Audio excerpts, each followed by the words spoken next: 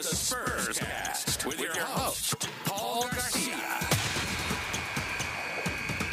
And welcome back to another episode of the Spurscast. On today's episode, I'll be joined by Project Spurs writer Collin Reid. In this episode, Collin and I would break down the NBA draft that just took place last week, and then we'll dive into free agency. Let's go and jump right into this episode with Collin. Collin, how you doing? I'm doing great. Very exciting time of year. I know we all love the transactions, and I can't believe, there's been so much excitement around here with all the Wemby stuff that, we're knocking on the door. 3 days from when we're recording is when all of the craziness is going to start. So it's been a whirlwind from finals to draft to this, and it's an exciting time. Yeah, man, it's definitely exciting. I was back in San Antonio last week just for the draft. I wanted to go cover it, be in San Antonio, so we got to talk with the media, to Coach Pop, and then also to just be around there. It was a really cool event being there, and then getting to see Wemby be introduced at the Spurs, in front of San Antonio Spurs fans, and I got to be at the arena when he got to see just like what the arena is going to be like for him there at the AT&T Center. So I was really excited. The city's just definitely really really happy, and everyone's just really enthusiastic right now with the Spurs draft, getting the availability to draft Wemby. So Collin, let's go ahead and break down draft night first, and then let's go into a few notes regarding the Spurs. And I do want to apologize. My screens are going to look a little weird just because I'm having some technical difficulties on my end. So I'm going to be looking at one screen, even though I may not look at the camera as much for those of you watching on video. All right, so let's begin here. Okay, so draft night recap. So the Spurs, of course, did draft Victor Wembanyama with the first overall pick. When it came to pick 33 in the second round, they traded that pick to the Minnesota Timberwolves for two future second-round picks, a 2026 Utah pick, and then also a 2028 pick from the Wolves. And then with the 44th pick in the second round, the Spurs drafted Sidy Cissoko with the 44th pick. He's from France, but he did spend a year last year with the G League Ignite here in the States.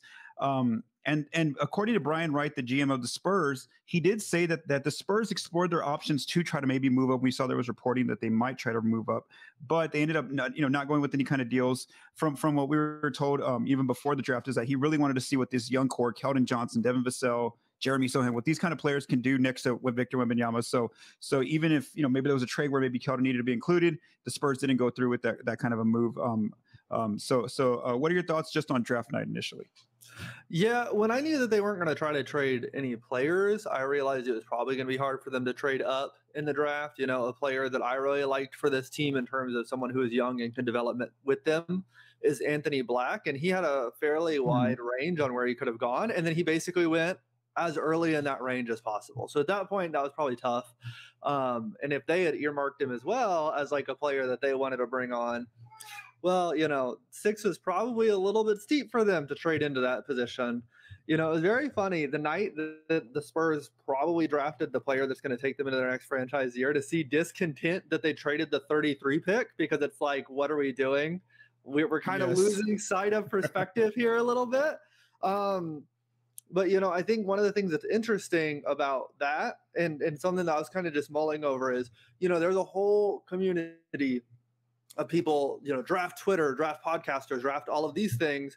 And really, we're evaluating the talent based on skill, and that's all we have. But every front office person that I've heard from, and I know that you've heard from and talked to some of these front office people as well, they talk about how important the background and the medicals really are. And that's something that we don't really get access to on the outside unless it comes out in reporting.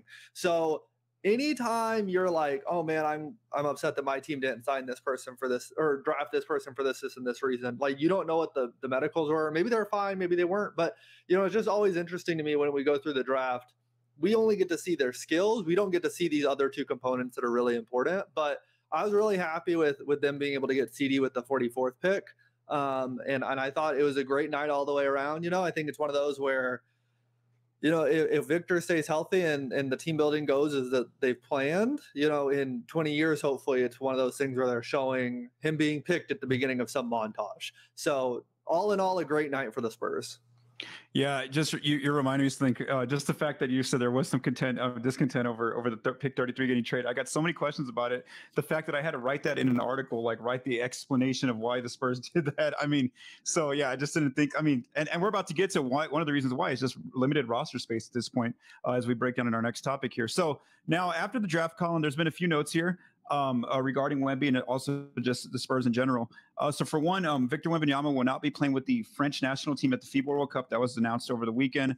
He made that decision. It wasn't like the Spurs like pressured him and said, you cannot play. They were actually, according to a podcast I heard, that they were actually giving him the green light that if he wanted to play, he could have played. So he was actually choosing more so on his end, looking at talking to his medical staff that, he's just played a lot of basketball over the last year. And so it's just in the best interest for his young NBA career to not play FIBA World Cup. The Spurs reportedly had some interest in signing Naz Reid to a 1-year deal before the Minnesota Timberwolves signed him to a 3-year extension or multi-year extension. So that's interesting to hear that the Spurs, we've heard that the Spurs are interested in targeting a center, whether that's via free agency or via trade. And so that just shows that if it was true, that rumor that the Spurs had interest in Naz Reid, well then, yeah, that's a sign right there, even though he's going to be in Minnesota.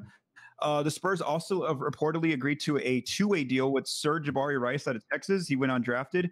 And so Woj reported that same night on draft night that he'll be playing on a 2-way deal with San Antonio. He can't sign that 2-way deal until free agency begins on July 1st. So that's why he hasn't officially been signed yet.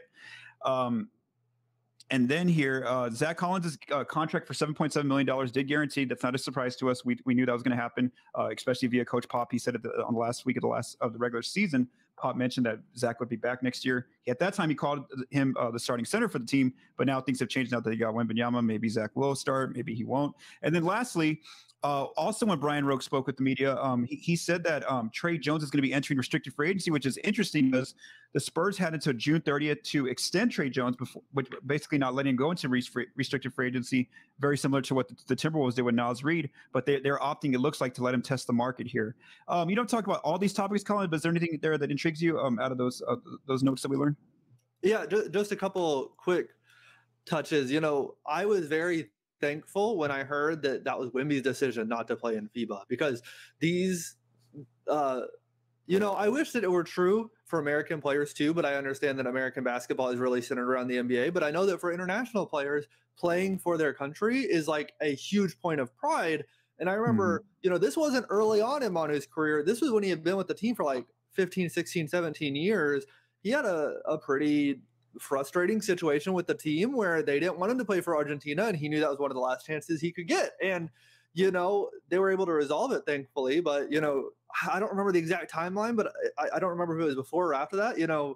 Philly came along with a giant offer to him and said, yes, hey, I remember that. Mm-hmm. If you want to be a veteran on our team that's growing, and so you just don't want that kind of discontent to start literally the summer you sign Victor Wembanyama. So I was really happy to hear, okay, no, this is his decision. This is what he's wanting. It's not like the Spurs coming in. And I think, the fact that they're so cautious is a good thing. I just wouldn't have wanted that to start literally the first summer that they signed him, where they're frustrating him with, oh, we don't want you to play for FIBA. So that being his decision is awesome. The Naz Reid thing is something that we're going to talk about a lot, I think, in the next couple sections here. But the fact that they were looking at a center, specifically one that maybe is a little bit bigger and a little bit stronger to absorb some of that physicality, it's really interesting that they're looking for that, because the center position is very thin this free agency, and specifically that type of center. Like, there are some centers available, but they're kind of more of the like thinner, leaner, string being very quick guys, the like physical, strong guys that are really going to like bruise with people down low. Very thin free agency class. So it's going to be interesting to see. I mean, obviously that seems like a role they want to fill, and I'm interested to see how they're going to do it. Okay, and then now before we go into breaking down the free agents specifically, I do want to talk about the state of the roster, because I think this is very important before we dive into who are the free agents out there, because I think we got to really talk about how the Spurs have very limited roster spots, and I think this is something we've addressed before in the Spurscast. So with Zach Collins' contract guaranteeing over the weekend, the Spurs have 11 players going into next season on guaranteed deals, which means they only have 4 open roster spots in terms of the full roster. Now, free agents that are going to be out there on the market this coming weekend are Trey Jones, who's restricted.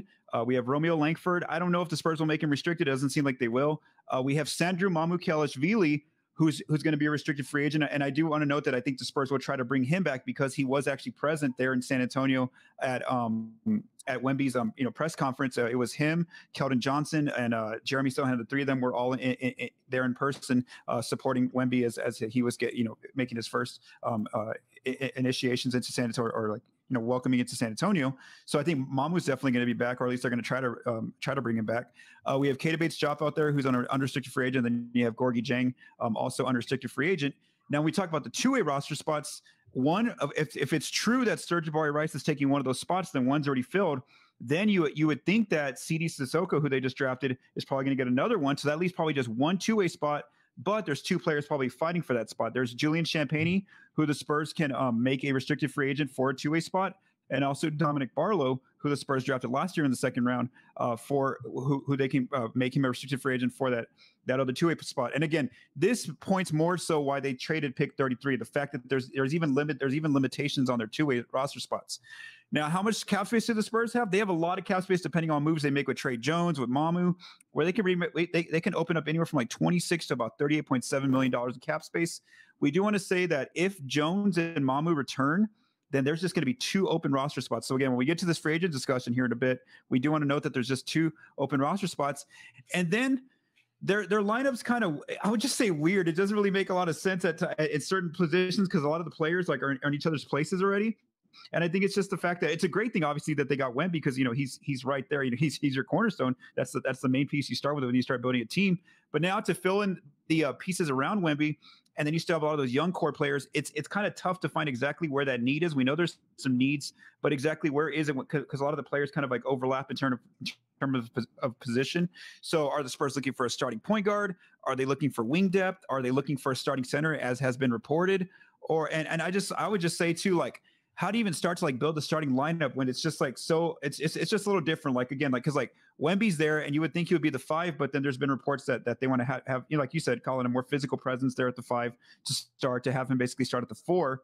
So then you could have Zach Collins starting at the 5, or you could go out and find a 5 via trade or free agency. Then Jeremy Sohan would usually play the 4, but now he might have to shift down to the 3, which is a place he didn't play last year. Offensively, he'd be fine, I think, just running point or doing things like that. But it's defensively, he's more of a 4. And then you still have Devin Vassell, who you want to keep in the starting lineup. He can play the 2 or the 3. And then you have Keldon Johnson, who can also play the 2 or the 3. But then it's like, where does that starting point guard go if you want to start all these players? You don't want to put like Keldon on the bench and he's like a $20 million player. You don't want to put Vassell on the bench and he's about to get an extension most likely. So I think it's just kind of hard to figure out where their needs are because they have it's just a different lineup because a lot of players kind of overlap in position. What are your thoughts on the state of the roster before we dive into the actual free agents? Yeah, and you were kind of mentioning it there. I mean, I feel like Sohan's best position is the 4. And you can see there maybe being a closing lineup where Wemby slides over to the 5 and you have Vassell and Johnson and Sohan and Wemby, and then, take your pick at who's at the 1, as we're about to discuss. But, I know that there have been some people, because of last year when Pop played Sohan at point guard a little bit more, I think that was partially due to A, we're trying to develop this guy, B, we're trying to lose 60 games, and like C, we don't have any point guards on the roster. I know, I picked up NBA 2K23 last year, and I started my team, and I was like, okay, well, I'm going to buy all the Spurs and I'm going to play them. The game didn't even let me run a lineup because I didn't have enough point guards. It was like, you need 2 point guards. You only have Trey Jones. You need another one. It was like, there are not enough point guards in the roster. So, and then they picked up Devontae Graham, mid-season. But I just feel like, and this is where I was getting when I started looking through this, and some people are like, well, what are the Spurs going to be? Are they going to be competitive, barely out of the play-in team, playoff team, whatever? My big question is, well, okay, we get to the end of a game in a playoff series. They don't have an answer for Victor in the pick and roll. Who on the Spurs is that pick and roll ball handler spamming the pick and roll with Wemby every time down the court? Because Sohan might be able to bring it up and initiate the offense, but I don't know if he's that pick and roll ball handler. No. And that's really what I'm getting at is if they have the 7'5" guy who can pop, who can roll, who can hit the mid-range jumper and drop, they need, if this team is going to win a championship, they need an elite point guard that can run the pick and roll. I mean, it doesn't have to be a point guard, but just an elite pick and roll ball handler. That might not come yet, but that's definitely a position of need. And it's just, like you said, okay, so you have that at the 1. Well, now you're starting 2 of Vassell, Johnson, and Sohan. So it's very weird. I'm very interested to see, these first couple of preseason games that are still 4 months away. That's going to be very telling to see, like, okay, what are these starting lineups that they're throwing out there? Yeah, and I think that it'll be answered as we get the games. It's just more so to start the season. I think that, you know how Pop is, Dick. He's basically, you have to earn your spot after a while. Like if it's not working for you after 20 games, he's going to bench you, those kind of things. But that's why I think that it'll eventually figure itself out. But I think just initially to start, it's this is why it's hard though when you're building a team or like looking at players to sign or trade for. It's like, where exactly do you target? And also, you had a great comment there. We don't know exactly how aggressive they're going to be in terms of wanting to be competitive, in terms of like, are they trying to shoot straight for the playoffs this year? Is it like a very slow development, like just making some incremental progress based on last year? That's another question we don't quite know. That's more so of like, where's the front office at in that department? And so with that, let's go ahead and jump now into free agency.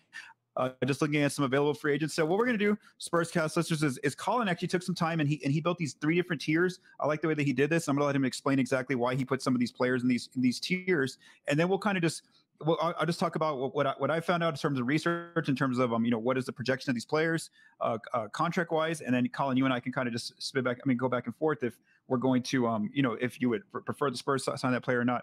So first, before we begin, do you want to tell listeners why we exactly why you chose some of these players in these different tiers? Sure. So I went to Spotrack's free agency tracker, and they have all of the free agents marked out as either all-star, starter, rotation, or fringe. And I'm not quite sure what they're doing behind the scenes to get those, but I basically exported all those to a spreadsheet and removed all the fringe. So we're left with all-star, starter, and rotation. And then I went over to B-Ball Index. They have a couple of proprietary stats that kind of measure like shooting ability and playmaking ability. And I looked at all of these free agents in those 2 categories. And, some of them were strong in both, and that was really alluring to me. Some of them were strong in one and like pretty good in another one. And so basically not only that, but, that doesn't account for defense. So for instance, a name here on the list, Grant Williams, he wasn't, quite as high in both of those categories, but I knew like, okay, he's going to fit what the Spurs need on defense as like a big man who's versatile. So I started off with that list, and then I looked through the list for other like fits as needed. Okay, so let's first talk about tier 1, which you were calling like great. Like these additions these players would be great with the Spurs. And I do want to make one comment, because a lot of these players are restricted free agents, because there has been an update to restricted free agency with this new CBA. So here's the rule according to the league memo, even though the actual CBA is not out yet, and this free agency is about to start on Friday. So the new update to the restricted free agency is that if you send an offer sheet, teams that are getting that offer sheet, they have 1 day, or the original team has 1 day to match. So that's just 24 hours to match. However, if it happens during the moratorium, July 1st through 6th, then you don't have to match or make your decision until July 7th, as soon as the moratorium lifts. So again, regarding restricted free agency, we do want to note that for 24 hours, your cap space can be tied up if you're sending a big offer to one of these restricted free agents. So what I'm going to do is I'm going to go through the players that Collin listed here and kind of tell you their contract ranges. And I just listed them by height according to the NBA.com's height data. So we have Dante DiVincenzo. His projected range is like in that mid-level exception range according to Bob. A lot of these projections are from Bobby Marks. So between 5 and 12.4 million. We have Kobe White. He's a restricted free agent with the Bulls. Contract range is between 5 and 12.4 million. Austin Reeves, he's a restricted free agent, 6'5", should I say. He's going to require more than the MLE. We don't know exactly how much, but he is a arenas free agent, which I've explained here on the Spurscast, means that his contract, you have to basically backload the last 2 years of the contract if you're trying to get the Lakers to try to match it. And so basically, Yazi Goslin of Hoops Hype reported this on Twitter. He says let's just say a full max look for Austin Reeves, it looked like 12.4 in year 1, 13 million in year 2, then it balloons to 37.4 in year 3 and 39.1 million in year 4. According to all the different podcasts and reports I've read, the Lakers are willing to match. I don't know how much they would go. Would they go all the way to his max? Collin, player, you mentioned Grant Williams. He's a restricted free agent as well. He's probably going to need more than the MLE to pry him away from Boston. Although Bill Simmons, I don't know if it was him or his guest, they mentioned on one of the Bill Simmons podcasts that a deal like 4 for 40 might be enough for Grant Williams. PJ Washington from the Hornets is going to be a restricted free agent. He's going to need more than the MLE to move him from Charlotte. Cameron Johnson, 6'8" from Brooklyn. He's going to need more than the mid-level. The Nets are probably willing to match up to a certain extent. You have Jakob Poeltl, former Spur. He's an unrestricted free agent, and his market's looking like 15 to 20 million. That's how much it's going to cost you if you want to try to sign Poeltl away from the Raptors.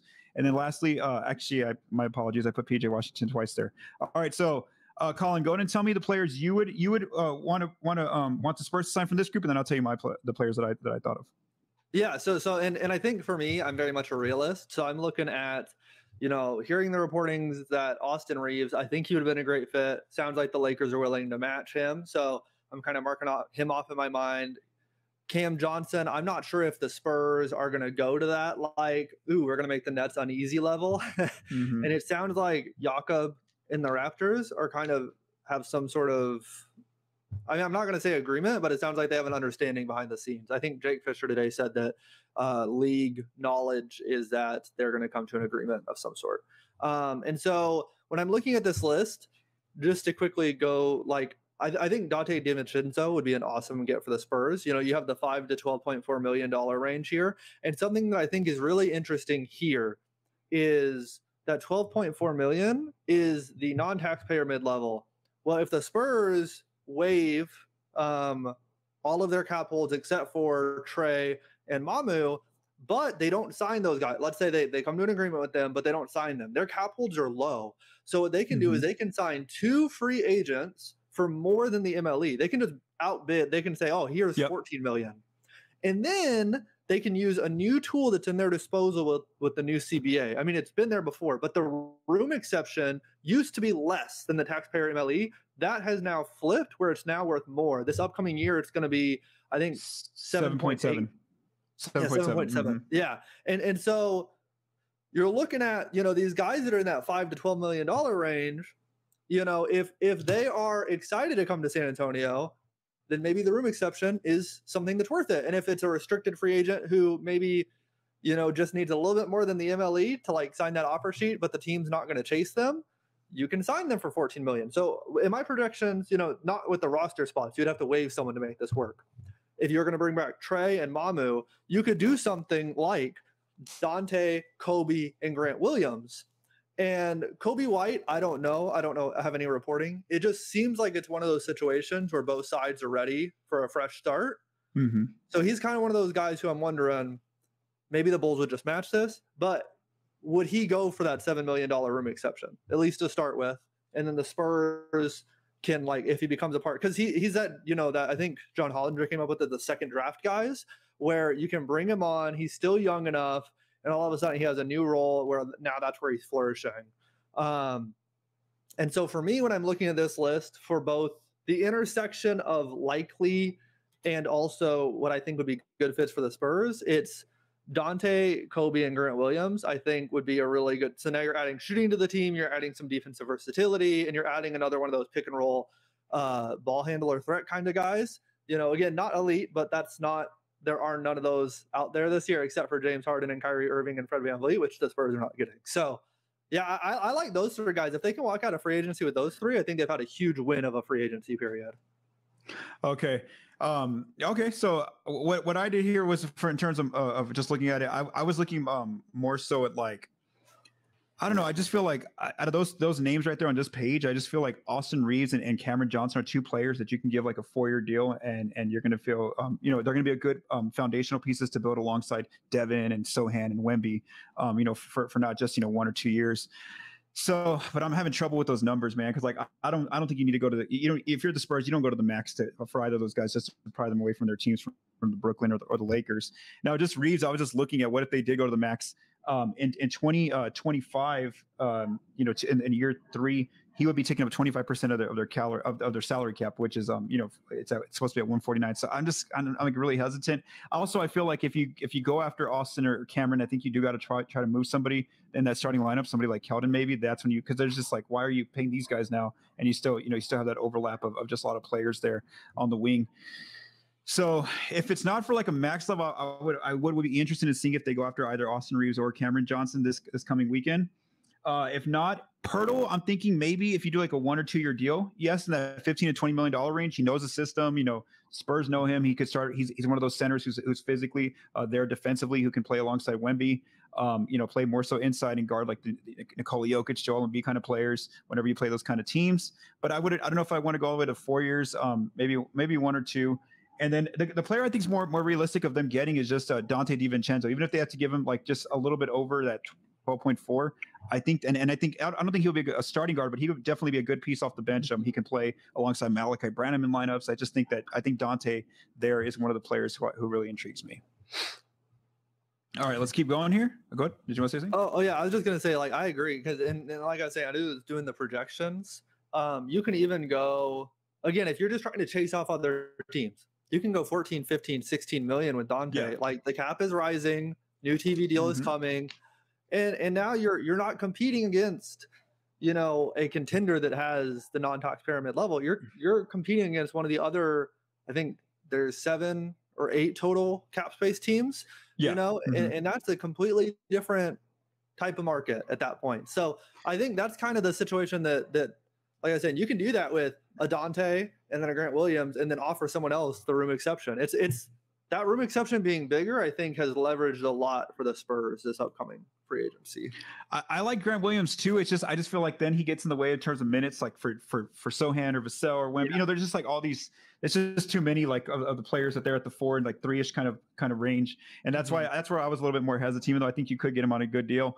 And then like what you said there, I mean, it really just gets to 13 million. You're good. Like a lot of those teams aren't gonna be able to get there. Like none of those teams a lot of teams don't have the full taxpayer. And then if not, some of them only have 5 million with that tax exception, which is just 5 million. That's all you have to beat on some cases. And then there's capped out teams like the Warriors and a few others that have none. They have no exceptions because they're in that second apron already going into free agency. So I mean, they have no way to match you at all. So again, there's definitely a way that you're going to be able to get some really good role players, I think, in this coming free agent class, better than because the other teams aren't able to match you. All right, let's go to your tier 2, Collin. These are the players you're calling like good fits here. They would work out well.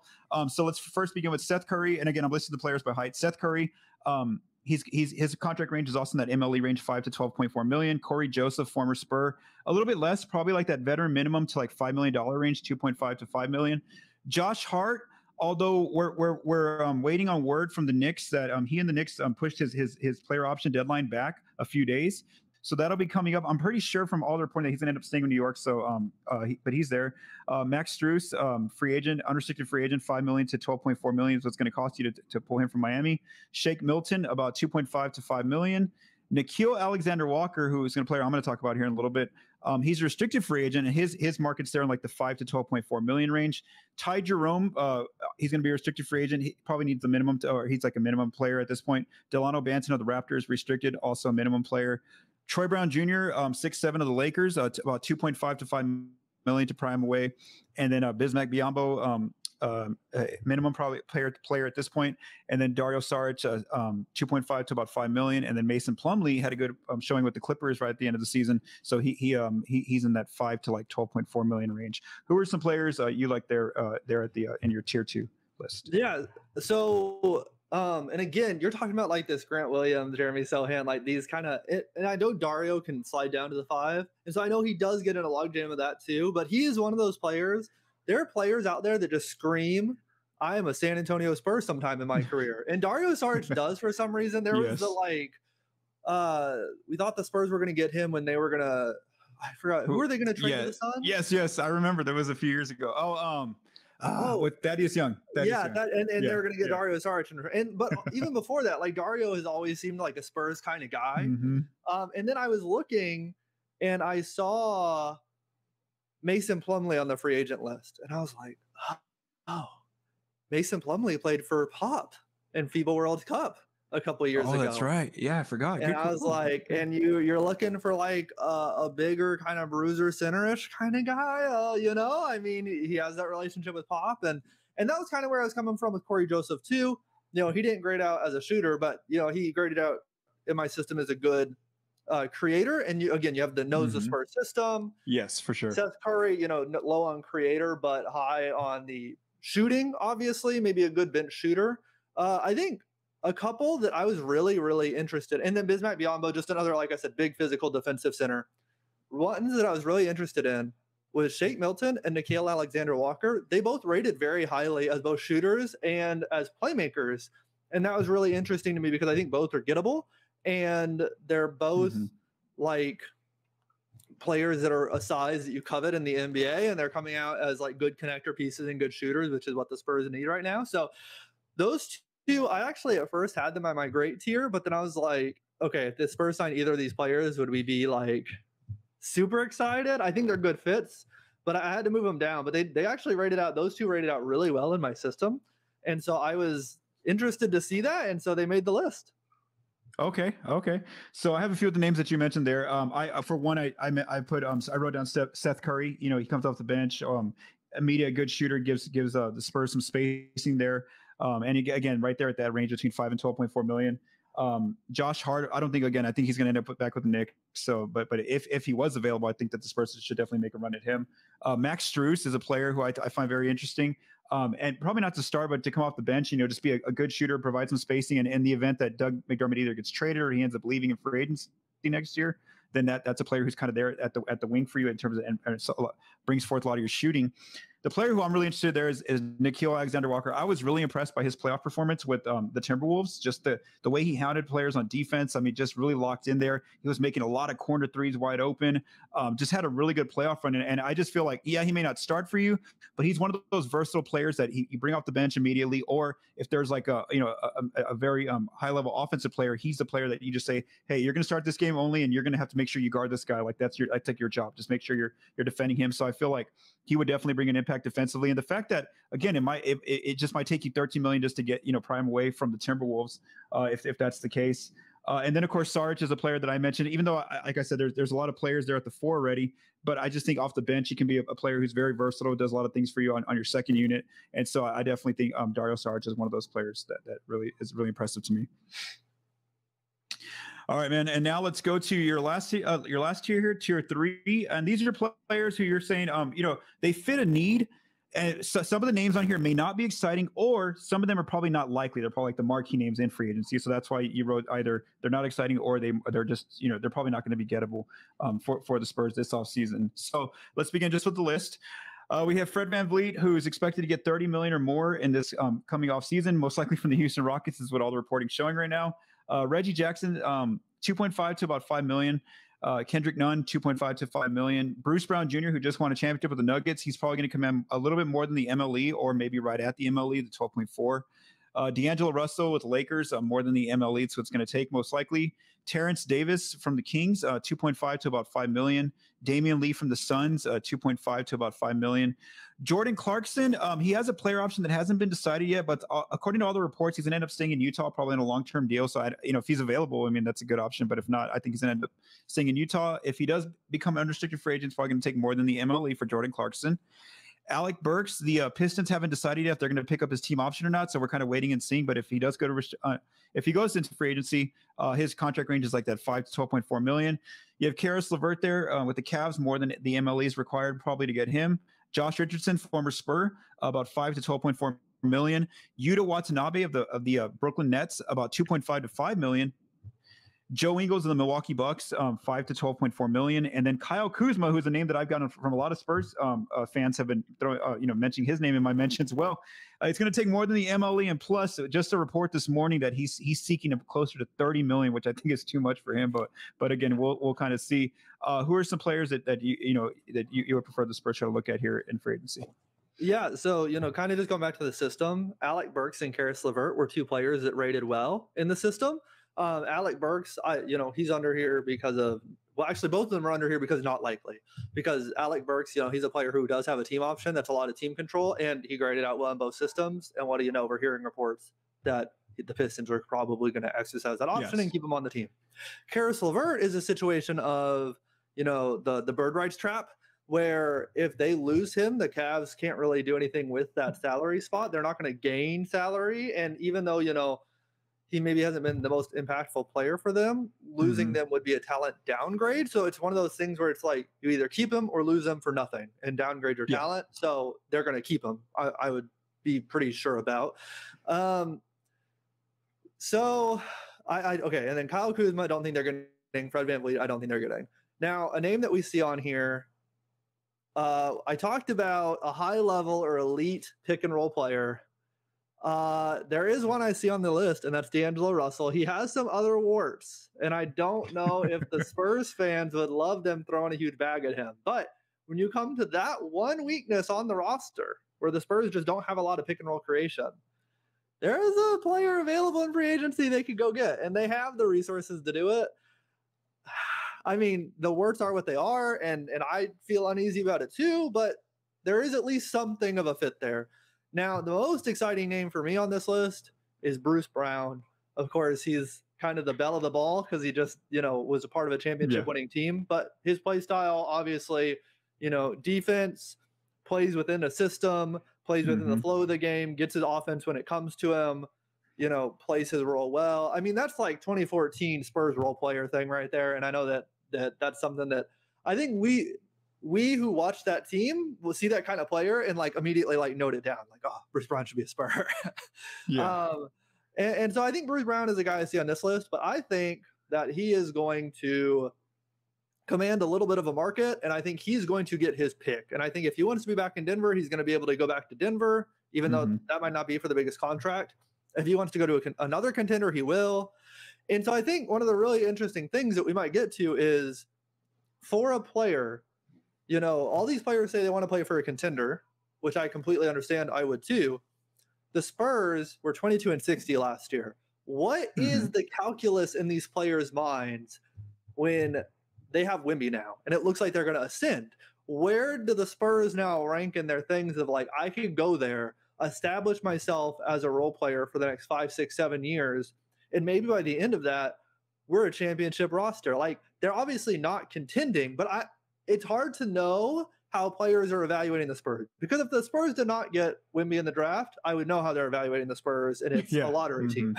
Exactly. But it's really hard now to know, like, is this an attractive free agent destination for some of these younger guys who think they can grow and establish here? Like we talked about earlier, a Kobe White might feel like I can go there and spend 7 or 8 years there and become, a part of their guard rotation for a long time. And then I'm on a championship contender, and that's what I want in my career. And maybe Bruce Brown thinks that too. I just think there's going to be a huge market for him. So, and not in terms of like the money, but in terms of the suitors. I think everyone wants a Bruce Brown on their team. And so that's why I had it in the not likely, just because I don't know what his motivations in free agency are. But I think he is definitely the most exciting name on this list for me. Okay.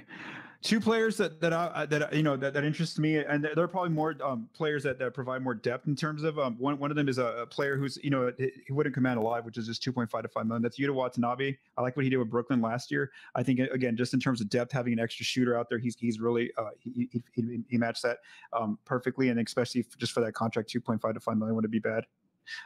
As depth, and then just a player to have on your second unit, or even in crunch time with pick and roll ball handling skills, and that's Joe Ingles. He's about the Jazz. I know he's getting older, and that's why I just feel like he would be hesitant at this point to join a young team like the Spurs. I think he'll want to go to a championship contender at this point of his career, like we saw him do with Milwaukee last year. But he's also a player that I think just running some second unit for you, especially alongside Wemby at times in the pick and roll would be very interesting to watch. Man, so D'Lo is a little bit different for me. I know that I understand what you're saying there, that like if you really want to get like out of this group of free agents, one that's not going to cost like Fred VanVleet's going to cost over 30 million, maybe giving D'Lo like a few years, but I don't know where the limit is. Like, where do you say it? Like, is 18 to 20 is what I'm already thinking in my head, and like that's more than what some other teams might offer, but and then you trade him down the road like 2 years. No, I'm just not as high on him, but I understand what you're saying about how they need like a player right now who knows exactly how to run the pick and roll and kind of run an offense. And he's done that for multiple years. He just did that with the Lakers. So I'm a little bit more hesitant on him. So that was a really good list there of players. And I just like that there's some methodology, how do you say methodology? Methodology. There you go. Behind all these players listed. Yeah. Thank you for that help there with one of those tongue twisters.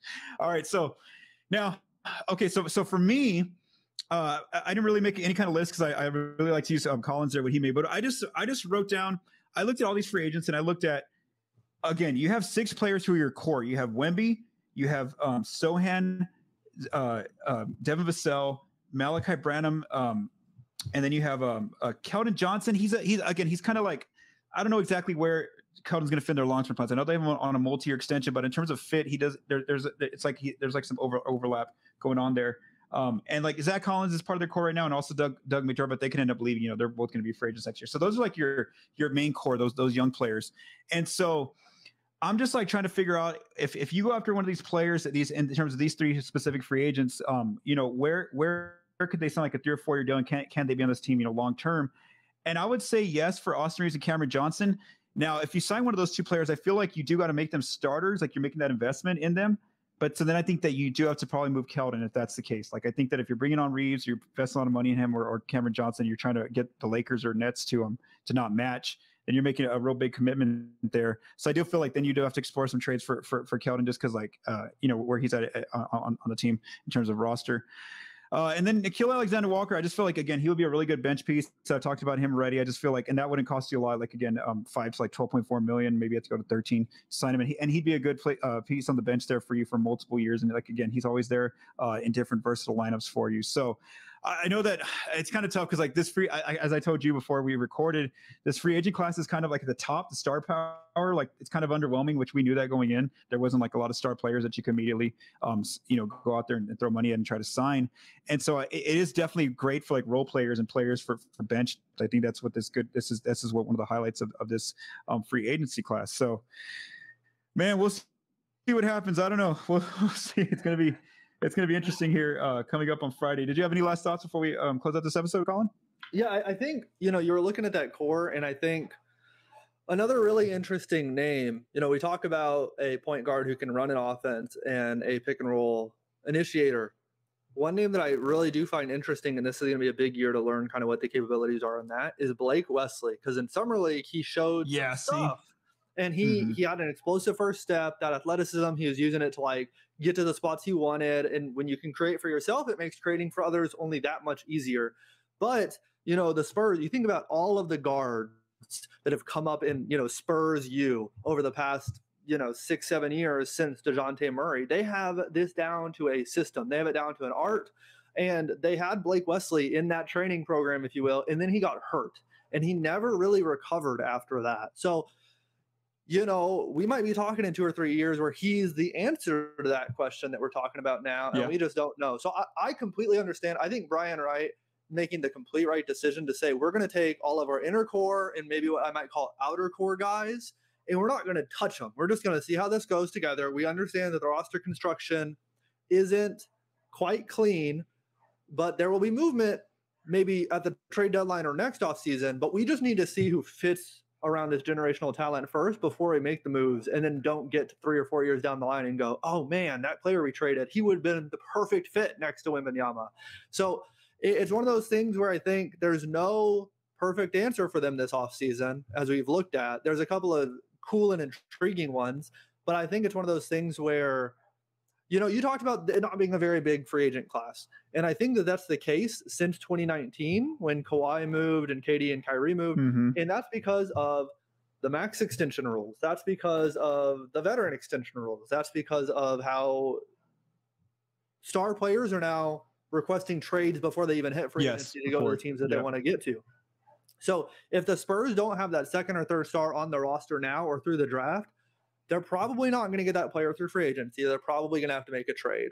And I think that probably won't come until next summer or the summer after. But we still have a lot of development for a lot of guys on the roster. So, there's some intriguing names out there, but it's maybe not going to be a super duper splashy summer, is what I would say. For sure. And just real quick before we close this out, I actually had some more comments on that I just thought of because what you said there about Blake Wesley.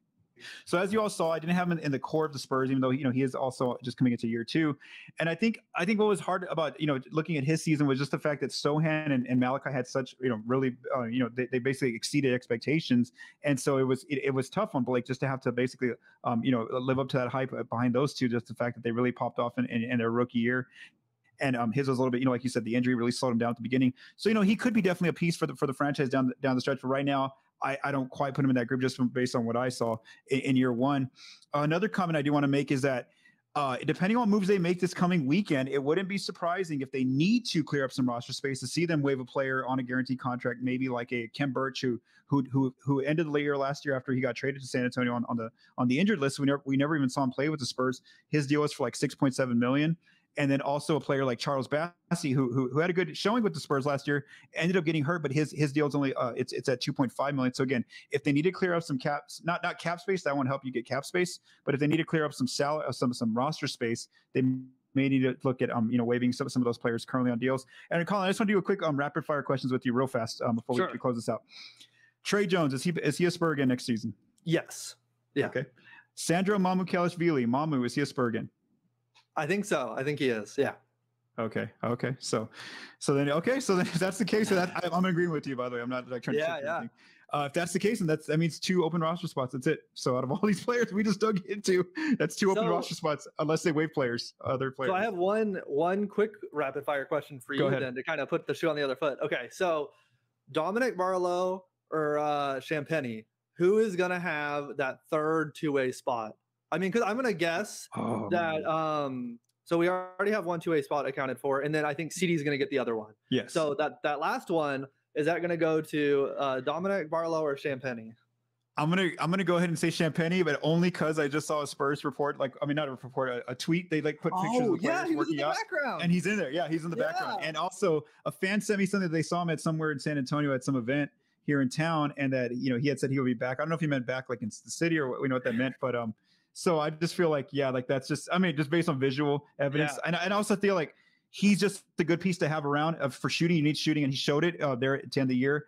And if you need to, you can just put him on a regular season contract if down the stretch of the season. So I'm more confident in Champagnie being back than Barlow. So yeah, man, let's see what happens this weekend. So like we said, man, if they end up signing Jones back and Mamu, that's 2 open roster spots unless they make some trades or if they waive some other players. So that's kind of even though the big thing too though is they do need to get over like 20 million. They need to spend that cap space by the start of the regular season. So there is a priority to either trade for players or sign for free agents. So again, we'll see what happens. It's going to be a very interesting weekend, and then also summer coming up. So thank you to Collin for joining me here on this episode of the Spurscast. I also wanted to say thank you to Joe Garcia for mixing and producing this episode.